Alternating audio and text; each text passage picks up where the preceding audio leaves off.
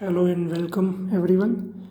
Today in physics lecture, we are going to see the chronic penny model, and this is a really little bit tough theory, but you can accept and take some assumption, then it will become a very easy theory.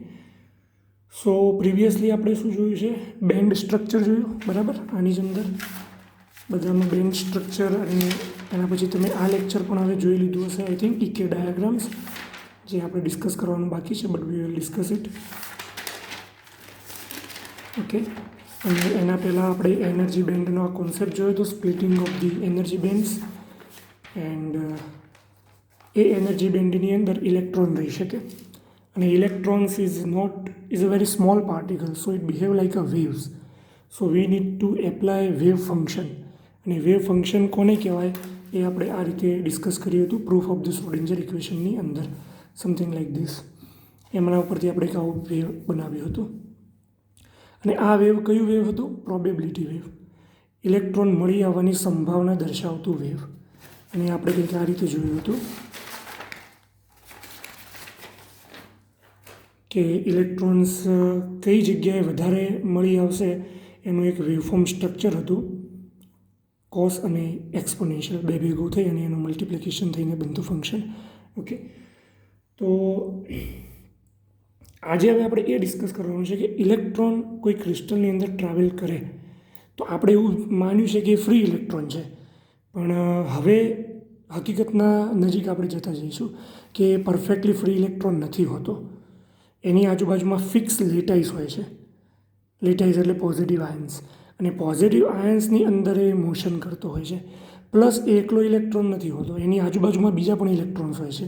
એટલે ઘણા બધા electrons, એની સરાઉન્ડિંગમાં ઘણા બધા positive fix ions, એ બધાની અંદર કોઈ એક electron movement કરતો હોય તો એ ફ્રી ના કહી શકાય. એની એ થોડું ઘણું પોટેન્શિયલ, અથવા થોડું ઘણું પોટેન્શિયલ એટલે કહેવાનો મતલબ થોડું ઘણું એટ્રેક્શન અથવા તો થોડું ઘણું રિપલ્ઝન કોઈના દ્વારા એ ફીલ કરતો હોય, બરાબર. આકર્ષણ અથવા અપાકર્ષણ, પોઝિટિવ આયન્સ દ્વારા આકર્ષણ અથવા તો ઇલેક્ટ્રોન્સ દ્વારા અપાકર્ષણ એ ફીલ કરતો હોય, બરાબર. તો આપણે એની નજીક હવે જવાનું છે, થિયરીની નજીક, અને એ આ સાયન્ટિસ્ટના નામ ઉપરથી છે, ક્રોનિક પેની મોડલ્સ, બરાબર. અને આ બધું બેન્ડ ગેપ થિયરીની અંદર આવે. એડવાન્સ લેવલમાં બેન્ડ ગેપ થિયરી એવો આખો ટોપિક જ છે, એની અંદર આ બધું ડિસ્કસ કરવામાં આવે, એનું એક મોડલ છે. તો ફર્સ્ટ આપણે એ જોઈએ કે એક ઇલેક્ટ્રોન આઇસોલેટેડ હોય અને એ એક પોઝિટિવ ચાર્જના નજીક આવે તો what kind of repulsion or attraction it will feel, and what is the potential for that. Okay, તો ફિગર 1 એની અંદર છે single non interacting one electron atom, બરાબર. એક ઇલેક્ટ્રોન એટમ છે આ, અને એના એનર્જી લેવલ્સ જે છે એ બધા ડિસ્ક્રીટ છે. તો એ કેવી રીતે હશે એનું ડ્રોઈંગ કરું છું. આપણે પ્રિવિયસલી પણ ક્રોનિક પેની મોડલ વિશે થોડું ઘણું ઇન્ટ્રોડક્શન મેળવ્યું હતું, અને એ અહીંયા હતું. આપણે આ થિયરીને હવે ડિસ્કસ કરવાની છે. Now we are going to discuss this theory, Kronig Penney model. તો આપણને ખબર જ છે કે પોટેન્શિયલ ફંક્શન ઇઝ નેગેટિવ કે Q1 Q2 બાય R. તો અહીંયા હું લખી દઉં છું. હવે આ વોલ્ટેજ છે, voltage is equals two negative કે Q1 Q2 by R square.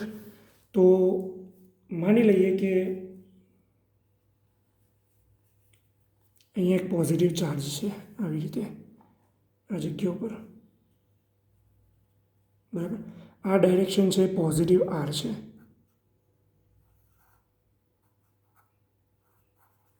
એટલે ડિસ્ટન્સ છે એમ, પોઝિટિવ ડિસ્ટન્સ. આ બાજુ પણ પોઝિટિવ જ ડિસ્ટન્સ છે, પણ એની આપણે વાત પછી કરીએ. હવે અહીંયા થોડું હું એક્સ્ટ્રા લખું છું. આ ઇક્વેશન છે વોલ્ટેજ વર્સિસ ડિસ્ટન્સનું. આ ડિસ્ટન્સ છે એટમથી દૂર જઈએ, કે કોન્સ્ટન્ટ છે, Q1 Q2 ચાર્જ છે, અને ઇલેક્ટ્રોન્સ અને પ્રોટોન્સના ચાર્જ પણ ફિક્સ છે. તો અહીંયા વેરિયેબલ ક્વોન્ટિટી જે છે R છે. તો તમને ખબર હશે કે 1/x ગ્રાફ કેવો બને, તો આવો ગ્રાફ બને.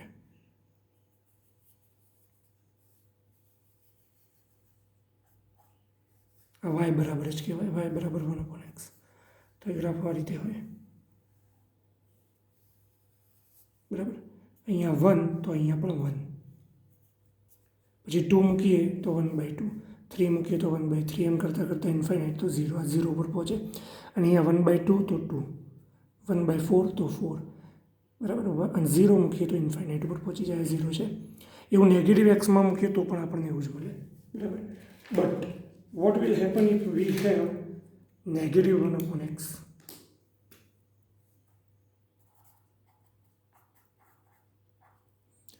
આ નેગેટિવ 1/x હોય, બરાબર છે.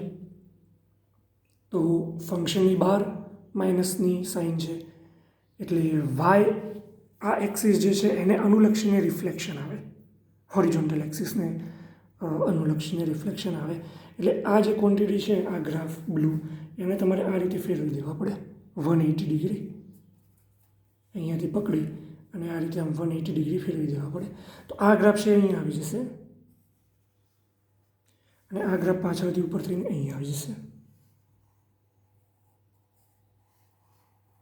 તો આ રેડ ગ્રાફ છે નેગેટિવ 1/x ગ્રાફ છે, અને બ્લુ ગ્રાફ જે હતો એ પોઝિટિવ 1/x ગ્રાફ હતો, આ ગ્રાફ. હવે આની અંદર પણ જો 1/x² કરવામાં આવે તો આ ગ્રાફ થોડો શાર્પ બને વધારે, આ રીતે. અને આમાં નેગેટિવ 1/x² કરવામાં આવે તો પણ એ ગ્રાફ જે છે થોડો શાર્પ બને, આ રીતે અંદર તરફ જાય, બરાબર. તો અહીંયા એ જ છે 1/r². તો આપણે જસ્ટ પોઝિટિવ ડાયરેક્શનને કન્સિડર કરીએ આ બાજુ, તો આ ગ્રાફ પ્લોટ કરવો પડે મારે. તો હું અહીંયા ગ્રાફ પ્લોટ કરું છું, ઓકે. પણ આ પોઝિટિવ આયન છે ને આ ડાયરેક્શનથી ઇલેક્ટ્રોન આવે છે, આ ડાયરેક્શનથી ઇલેક્ટ્રોન આવે છે, અથવા તો કોઈ ઉપરથી નીચે તરફ ઇલેક્ટ્રોન જાય છે, અથવા પાછળથી, આ બધી જગ્યાએ આ જ ફીલ કરશે, કારણ કે distance could not be negative. Distance negative નહીં હોય, આપણે એ અર્થમાં ચાલીશું, ઓકે. તો આ બાજુથી પણ ઇલેક્ટ્રોન્સ આવે છે, તો it will have same graph. એટલે આ બાજુથી પણ આ રીતનો ગ્રાફ બને, પાછળ પણ બને, પણ આપણે 1 ડાયમેન્શન જ રિપ્રેઝેન્ટ કર્યું છે કે ઇલેક્ટ્રોન 1 ડાયમેન્શન આ રીતે મૂવ કરે છે.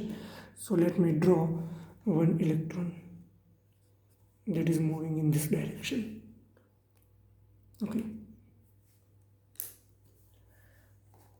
આ ફર્સ્ટ થયું સિંગલ ઇલેક્ટ્રોન. હવે વાત કરીએ આપણે ફ્યુ મેની ઇલેક્ટ્રોન્સ અથવા તો વધારે ઇલેક્ટ્રોન્સ, ઓકે.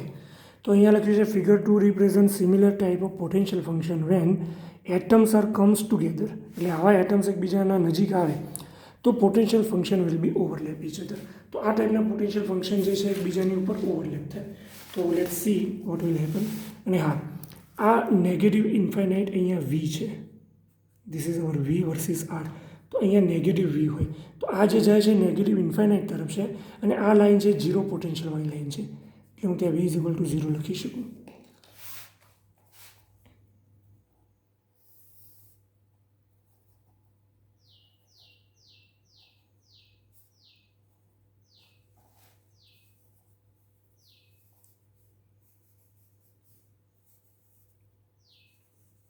માની લઈએ આપણે કે આની વાત કરીએ, આ એટમ માટે ઇલેક્ટ્રોનનું પોટેન્શિયલ ફંક્શન આવું બનશે અને એક આવું બનશે. એવી જ રીતે આ એટમ હતો એના માટે પણ આ રીતે બનશે અને એક બાજુ આ રીતે બનશે. આ એટમ હતો એના માટે પણ અહીંયા એક આ રીતે બનશે અને એક આ રીતે બનશે. આ એટમ જે છે, એટમ ન કહી શકાય, ન્યુક્લિયસ પણ કહી શકાય એને, એ આ રીતે બનશે અને એક આ રીતે બનશે. And this is our v = 0 line, બરાબર. તો અહીંયા બધા જે છે એટમ્સ છે, all this things are atoms. હું લખતો નથી પણ એને. તો આ બધાના પોટેન્શિયલ ફંક્શન છે અને આ છે ફિગર 2. હવે એની સિમ્પ્લિફાઈડ વર્ઝન જે થાય ફિગરની, એ કંઈક આવી બને.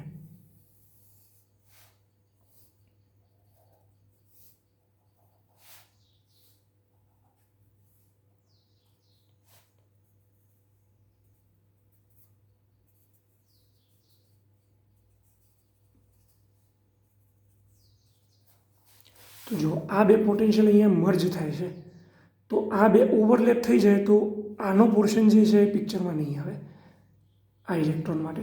કારણ કે આ બાજુ તમે જેમ જેમ જાઓ એટલે એના અંદરમાં બે પોટેન્શિયલ છે, એક આ પોટેન્શિયલ પણ છે ને એક આ પોટેન્શિયલ પણ છે નેગેટિવ, એટલે એ વધારે નેગેટિવ બનશે. આ પોર્શનમાં જાઓ તો આ પણ નેગેટિવ છે, આ નેગેટિવ છે, તો આટલું તો હતું જ, એની અંદર બીજું આ એડ કરવું પડે પાછું, એટલે અહીંયા સુધી પહોંચે. એટલે ફંક્શન જે રિઝલ્ટન્ટ બનશે એ સમથિંગ લાઈક ધીસ આવું હશે. આ બંનેનું રિઝલ્ટન્ટ, તો અહીંયા હું લખી દઉં છું રિઝલ્ટન્ટ પોટેન્શિયલ કર્વ, પરિણામી એ બંનેના કારણે. બરાબર. તો એવા રિઝલ્ટન્ટ પોટેન્શિયલ કર્વ આપણને મળશે. અહીંયા ઇન્ફાઇનાઇટ છે, પણ અહીંયા આ ભાગ એપ્રોચીસ ટુ 0 થઈ જશે, એટલે શરૂઆતમાં સેમ રહેશે, એમાં કોઈ પ્રોબ્લેમ નથી. અહીંયા પણ સેમ, પણ જેમ જેમ ઉપર તરફ જાય એમ આ વેલ્યુ જે છે નેગેટિવ આ બંને કરતાં વધારે હશે. તો અહીંયા હું એ ડ્રો કરું તો કંઈક આવું બનશે.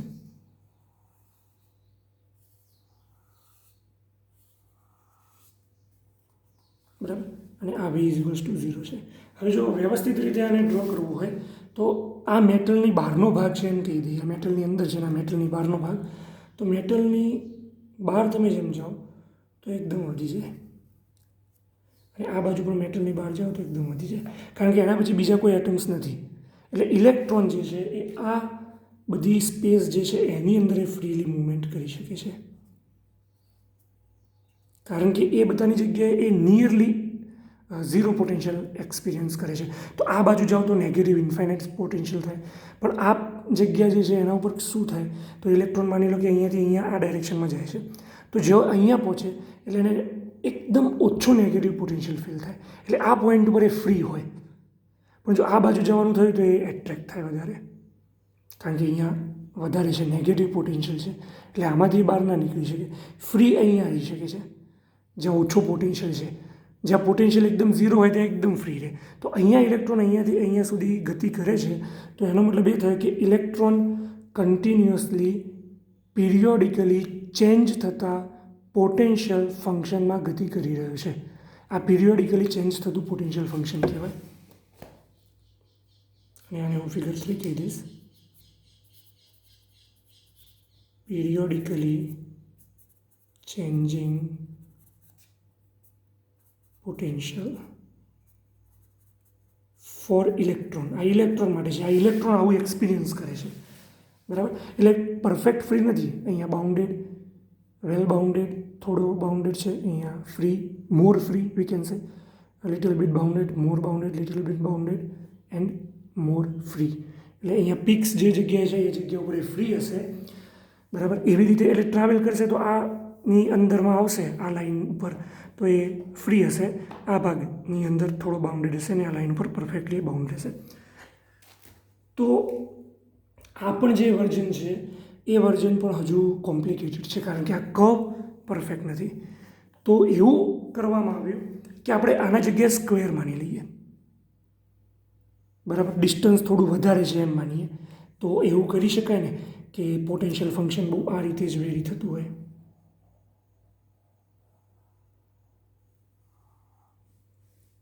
બરાબર. આ એઝમ્પશન છે રેડ કલરનો. તો આવી રીતે પણ એને વિચારી શકાય. તો આવા સ્ક્વેર માની લેવામાં આવે અને સ્ક્વેર માનીને પછી એની કેલ્ક્યુલેશન કરવામાં આવે તો એ આપણને વધારે ઇઝી પડે છે. તો હું એ નેક્સ્ટ ડ્રો કરું છું. અને હા, આમાં એક બીજી વસ્તુ છે કે અહીંયા આ એનર્જી લેવલ્સ છે. બરાબર.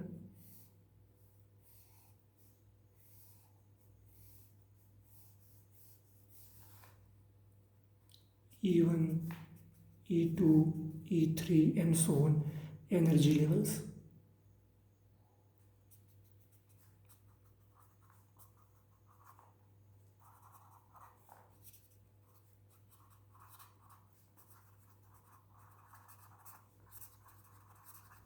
ડિસ્ક્રીટ એનર્જી લેવલ છે, અને આ એ એનર્જી લેવલ છે જેની આપણે પહેલાં અહીંયા વાત કરેલી હતી. ઓકે, તો આ પોટેન્શિયલમાં આટલો નજીક આવશે, આ પ્રોટોન છે અથવા તો ઇલેક્ટ્રોન છે, તો આ ઇલેક્ટ્રોન અહીંયાથી વિચારી લો કે અહીંયા સુધી પહોંચી ગયો, તો એની એનર્જી આટલી હશે. આ અને એનો પોટેન્શિયલ આટલો હશે. એ બંને ઉપરથી પોટેન્શિયલ અને એનર્જી નક્કી કરી શકાય. એટલે આના ઉપર એનર્જી પણ છે. વી આ ગ્રાફ માટે ચેક કરવાનું, અને આ લાઇન માટે શું ચેક કરવાનું? ઈ ચેક કરવાનું. તો જુઓ તમે, આ ડિસ્ક્રીટ છે એટલે એ કાં તો અહીંયા રહેશે, અહીંયા રહેશે, કાં તો અહીંયા રહેશે, કાં તો અહીંયા રહેશે.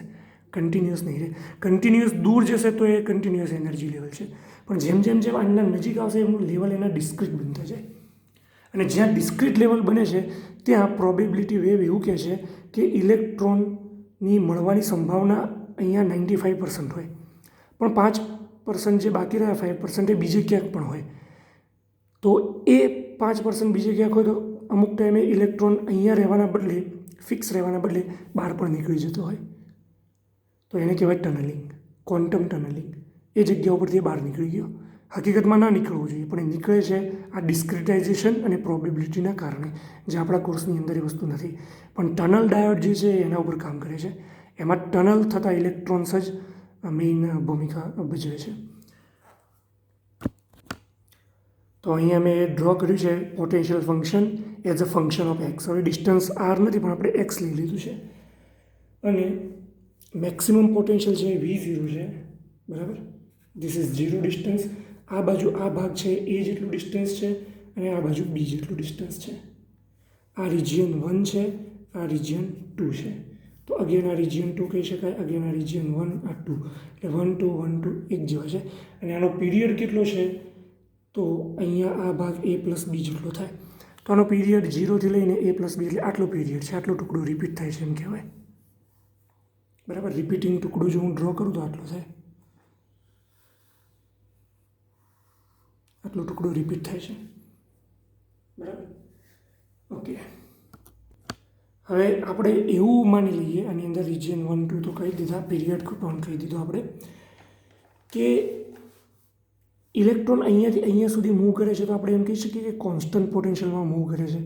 પછી અહીંયાથી અહીંયા મૂવ કરે તો પણ એમ કહી શકીએ કે કોન્સ્ટન્ટ પોટેન્શિયલમાં મૂવ કરે છે, ભલે એનો પોટેન્શિયલ 0 હોય, બરાબર. એટલે ઇલેક્ટ્રોન અહીંયાથી અહીંયા ગમે ત્યાં મૂવમેન્ટ કરે છે તો એ 0 પોટેન્શિયલ, અને આ રિજિયનમાં આવી ગયો તો constant V0 potential, and that is the maximum potential.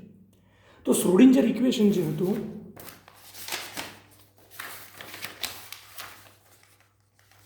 આ શ્રોડિંજર ઇક્વેશન એ શું રિપ્રેઝન્ટેશન કરે છે? ઇલેક્ટ્રોન મળી આવવાની સંભાવનાનું તરંગ વિધેય છે એનું સેકન્ડ ઓર્ડર ડિફરન્શિયલ ઇક્વેશન, એટલે બીજી પાવરવાળું અથવા તો ડબલ અથવા તો સેકન્ડ ડેરિવેટિવ છે, બીજું વિકલન. અને તમને યાદ છે કે આ રીતે આપણે બીજું વિકલન કરી અને ફોર્સની માહિતી મેળવી શકતા હતા. ફોર્સ હોય તો એના પરથી વેલોસિટીને બધું મેળવી શકતા હતા. તો આ સંભાવના તરંગ સમીકરણ છે, તો એના પરથી આપણે એની સંભાવના શોધી શકીએ. આપણી પાસે વિકલ સમીકરણ છે, અને આ શ્રોડિંજર જે ઇક્વેશન છે એ સિંગલ ક્રિસ્ટલ માટે છે, જેમાં આવી રીતે એક્સપિરિયન્સ કરતો હોય ઇલેક્ટ્રોન પોટેન્શિયલ ચેન્જ. આ પોટેન્શિયલ ચેન્જ છે જે ઇલેક્ટ્રોન એક્સપિરિયન્સ કરશે. તો ફ્રી ઇલેક્ટ્રોન થિયરી જે આપણે ડિસ્કસ કરીશું, હજુ બાકી છે પણ સિમ્પલ જ છે, 12th સાયન્સમાં આવી ગઈ ટાઈપની છે. Free electron theory, it is assumed that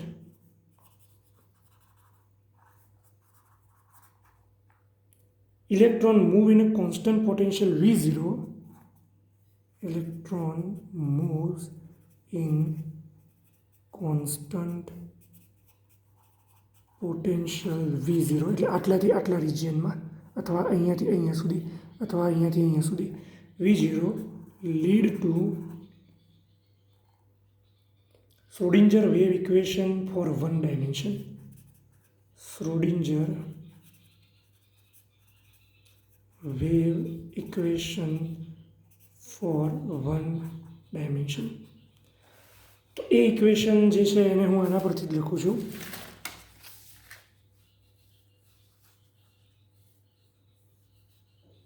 આ ઇક્વેશન પરથી કે d square psi by dx square, બરાબર. અને આપણે કોઈ એક ટાઈમ માટેની વાત કરીએ છીએ, for just one single time. તો આપણે આ ટાઈમવાળું ડીટી હતું એનું સિમ્પ્લિફિકેશન આપીને આપણે આ ઇક્વેશન ઉપર પહોંચ્યા હતા. તો આ ભાગ જે છે એને આ બાજુ લાવી દો, ડાબી બાજુ, તો આ માઇનસ બનશે, આ બાજુ 0 બનશે, બધી બાજુ 0 વડે ગુણી દો તો બધું પ્લસ બનશે. 2m ને આ બાજુ લઈ જઈશ, h કટને આ બાજુ લાવીશ, 2m ને રાઇટ હેન્ડ સાઈડ ઉપર લઈ જઈશ ન્યુમેરેટરમાં, h કટ સ્ક્વેરને રાઇટ હેન્ડ સાઈડ ડિનોમિનેટરમાં લાવીશ. તો ડી સ્ક્વેર છે by dx square plus 2m divided by h cut square e minus v is equals to 0. આના પરથી લાવ્યા, આ શ્રોડિંજર ઇક્વેશન છે જે આપણે અહીંયા લખ્યું. Okay, now this is, let's call it equation 1. હવે સોલ્યુશન આનું શું થાય? સોલ્યુશન ઓફ ધીસ ઇક્વેશન, આ બહુ ઇમ્પોર્ટન્ટ વસ્તુ છે. આ સોલ્યુશન લાવવા માટે ઘણી વખતે આની બહુ લેન્ધી રીત છે, મેં તમને કીધું હતું એ પ્રમાણે તમે ફર્સ્ટ યરમાં સ્ટડી કરશો. પણ પિરિયોડિકલી ચેન્જિંગ પોટેન્શિયલ હોય, કોઈ ફોર્સ છે જેમાં પિરિયોડિકલી ચેન્જ થાય છે, તો એનો આન્સર પણ પિરિયોડિક હોય, કે એની ગતિ પણ પિરિયોડિક જ હશે. જો પિરિયોડિક રીતે બદલાતો ફોર્સ હોય, ધારો કે પેન્ડુલમ, તો એમાં એના ઓસિલેશન છે જે એ ઓસિલેશન કેવા છે? કોસાઇનોસોઇડલ ઓલમોસ્ટ. કારણ કે એ જે રીતે ઉપર જાય છે એમ ધીરે ધીરે ગ્રેવિટીમાં વધારો અને ઘટાડો એ પિરિયોડિકલી છે, બરાબર. તો એના ઉપર લાગતો ફોર્સ પિરિયોડિકલી છે, તો એનું મોશન પણ પિરિયોડિકલી થશે. જો ઇલેક્ટ્રોન પિરિયોડિકલી ચેન્જિંગ પોટેન્શિયલમાં ગતિ કરે છે તો સંભાવના તરંગ જે મળી આવશે એ પણ પિરિયોડિકલી હશે. એટલે આપણે એવું કહી શકીએ કે સોલ્યુશન ઓફ ધીસ ઇક્વેશન 1 મે બી, એક આવું મળી શકે સોલ્યુશન. તો સાય છે, સોલ્યુશન કોનું બનશે? સાય. કોના વિશે? એક્સ. ટાઈમ આપણે એક ફિક્સ રાખ્યો છે કે આ ટાઈમે, એટલે અહીંયા ટી નથી લખતો. તો એ બનશે e ટુ ધી i કે એક્સ. આ શું છે તમને ખબર છે? આ જ વસ્તુ છે, પણ આમાં ટી છે ફિક્સ છે, કોન્સ્ટન્ટ. એટલે એ કોન્સ્ટન્ટવાળા તમને અત્યારે આપણે 1 અથવા 0 અથવા કોઈ બીજો કોન્સ્ટન્ટ ગણીને બહાર કાઢી લઈએ, કેની અંદર લઈ લઈએ. આને અત્યારે નથી ગણતા, જો કે હમણાં આવશે જ પાછળ આ ટર્મ પણ. તો આ i ટુ ધી i કે એક્સ છે. અને એવું પણ બને કે આનું મેગ્નિટ્યુડ કોન્સ્ટન્ટ ના રહે, એનું મેગ્નિટ્યુડ પણ બદલાતું રહે, તો એવી પણ પોસિબિલિટી છે. તો એના માટે એક બીજું ફંક્શન u ઓફ એક્સ લઈ લઈએ. આ પણ એક્સ સાથે બદલાય છે, આ પણ બદલાય છે. એટલે ડિસ્ટન્સ જેમ જેમ જાય એમ આ પિરિયોડિકલી બદલાય છે અને આ કોઈક બીજી રીતે બદલાતું હોય. For example e to the x આપણે આવી રીતે એક પ્લોટ કર્યું હતું. આઈ થિંક જો આની અંદર હોય તો હું તમને બતાવી દઉં, પણ આપણે આવી રીતે પ્લોટ કર્યું હતું. કોસ એક્સ તો આ રીતે હોય, પણ કોસ એક્સ અને e ટુ ધી એક્સ બે મલ્ટીપ્લાય થાય તો આવું બને, કારણ કે એના પર e ટુ ધી એક્સનું એન્વેલોપ પણ બનવું જોઈએ ને. એટલે આ છે e ટુ ધી એક્સ અને કોસ એક્સ, આ છે ખાલી કોસ એક્સ. એટલે આ વધારાનું u ઓફ એક્સ છે, આ છે u ઓફ એક્સ. અને આ જે છે તો e ટુ ધી i કે એક્સ છે જ, ઇમેજનરી પાર્ટ ના ગણીએ તો કોસ એક્સ, બરાબર. અહીંયા પેરામીટર કે જે છે તો વેવ નંબર છે, તમને ખ્યાલ જ છે. અને total solution of the wave equation is product of the time also, બરાબર. એટલે હું અહીંયા લખું ટોટલ સોલ્યુશન, તો હવે ટાઈમ ઇન્વોલ્વ થશે આની અંદર, એક્સ એન્ડ ટી. તો એને હું આ રીતે લખું છું ડાયરેક્ટલી કે you of x e to the i કે એક્સ માઇનસ ઓમેગા ટી, બરાબર. જે પહેલાં હતું એ સોલ્યુશન કે એક્સ માઇનસ ઓમેગા ટી. આ જે વેવ બન્યું એને ટ્રાવેલિંગ વેવ પણ કહી શકાય. ધીસ ઇઝ ટ્રાવેલિંગ, કારણ કે અહીંયા સમય સાથે બદલાય છે. સમય સાથે ના બદલાતું હોત તો, ફિક્સ હોત તો એક જગ્યા ઉપર વેવ આવીને સ્ટોપ થઈ જાય. આ રીતે આ વેવ છે સ્ટોપ થઈ જાય. પણ આ વેવ ટ્રાવેલ કરતું હોત તો, આટલો ટુકડો માની લો કે આવું વેવ છે એ ટ્રાવેલ કરે તો, આવું વેવ ટ્રાવેલ કરે તો થોડા ટાઈમ પછી એ અહીંયા પણ આવે, થોડા ટાઈમ પછી એનાથી આગળ પણ જાય, આમ ટ્રાવેલ કરે. એટલે બદલાતું રહે એવું કહી શકાય. એટલે સમય સાથે આ પ્રોબેબિલિટી બદલાય છે. આ બધું સંભાવના છે. આ એક વખતનું પિક્ચર છે, અહીંયા ઇલેક્ટ્રોન મળી આવશે. પછી સમય જાય એટલે એ જગ્યા ઉપર પ્રોબેબિલિટી બદલાઈ જાય, કોઈ બીજી જગ્યા ઉપર પ્રોબેબિલિટી હાઈ થઈ જાય ઇલેક્ટ્રોન મળી આવવાની. પણ એ અમુક ડિસ્ટન્સમાં જ રહે ટ્રાવેલ કરતું, બરાબર. અને તમને યાદ હોય તો 12th સાયન્સમાં તમે એવું પણ ભણ્યા છો કે એક વેવ આ રીતે ટ્રાવેલ કરતું હોય અને બીજું વેવ આ રીતે ટ્રાવેલ કરતું હોય. તો આ બંનેનું સમેશન થઈ અને તમને એક સ્ટેન્ડિંગ વેવ મળે,